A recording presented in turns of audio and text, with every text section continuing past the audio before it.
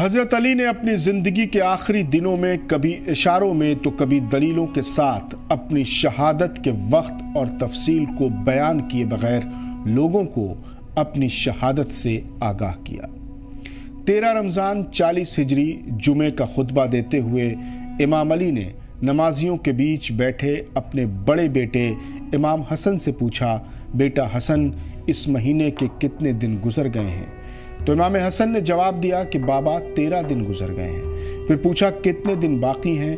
تو امام حسن نے جواب دیا 17 دن۔ پھر امام علی نے اپنی داڑھی مبارک پر ہاتھ پھیرتے ہوئے فرمایا کہ بہت جلد میری داڑھی میرے سر کے خون سے رنگین ہوگی۔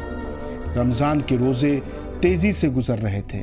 ادھر علی ابن ابی طالب کے قتل کی سازشیں اس سے بھی زیادہ تیزی سے ہو رہی تھیں۔ رمضان سے پہلے ہی سازش کرنے والوں نے امام علی کو قتل کرنے کے لیے عبد الرحمن بن ملجم نامی شخص کو ذمہ سونپ دیا تھا۔ ابن ملجم کوفے کی طرف نکل پڑا۔ 20 شعبان سن 40 ہجری کو وہ کوفہ شہر میں داخل ہو گیا۔ کوفہ پہنچ کر ابن ملجم نے اپنے خوارج ساتھیوں سے ملاقاتیں تیز کر دی۔ اچانک وہ قبیلہ تیم العرب کے لوگوں سے ملنے گیا۔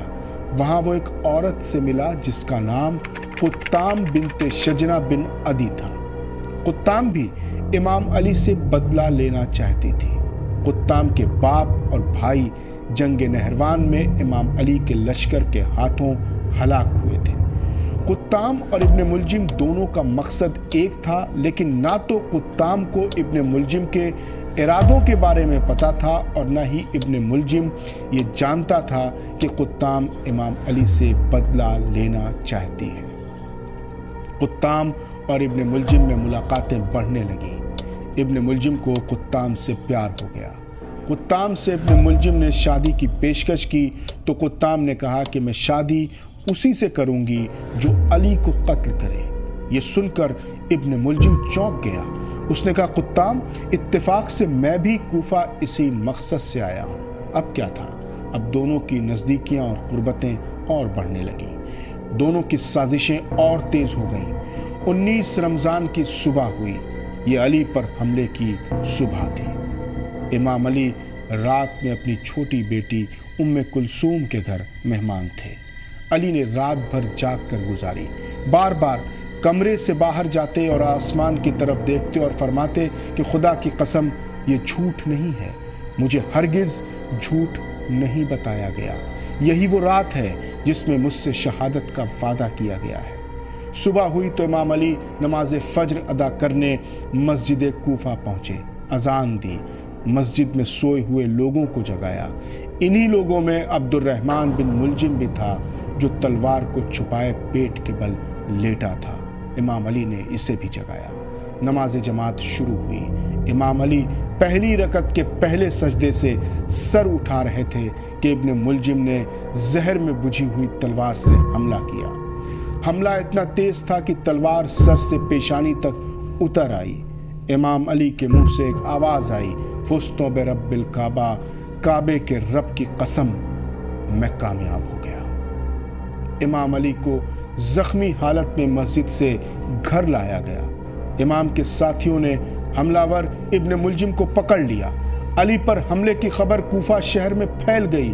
لوگ ابن ملجم سے انتقام لینے پر آمادہ ہو گئے، لیکن زخمی امام علی نے منع کر دیا اور قانون اسلام کے مطابق اسے سزا کا حکم دیا۔ علی کی شہادت کا وقت قریب آیا تو آپ نے کہا کہ میں کوفے والوں سے بات کرنا چاہتا ہوں۔ امام کی خواہش کے مطابق اعلان ہو گیا کہ امام علی عوام سے خطاب کریں گے۔ کوفے کا ہر شخص گھر سے نکل آیا۔ عورتیں اور بچے بھی روتے ہوئے جمع ہو گئے۔ پورا کوفہ انسانوں سے چھلک اٹھا کہ بیٹوں کے سہارے امام علی منبر پر گئے اور پوچھا کہ اے لوگو، کیا میں تمہارا برا امام؟ آپ کے اس سوال پر لوگ رونے لگے۔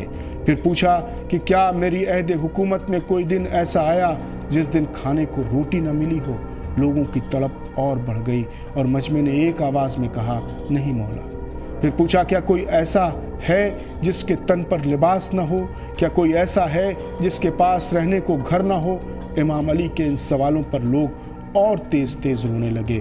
سب نے روتے ہوئے کہا، علی، آپ کی عہد خلافت میں ہمارے پاس سب کچھ ہے۔ अली ने खुतबा तमाम किया। ज़ख्मी अली इब्न अबी तालिब ज़ख्मों की ताब नहीं ला सके और 21 रमज़ान सन 40 हिजरी को अली ने ज़ाहिरी दुनिया से पर्दा कर लिया।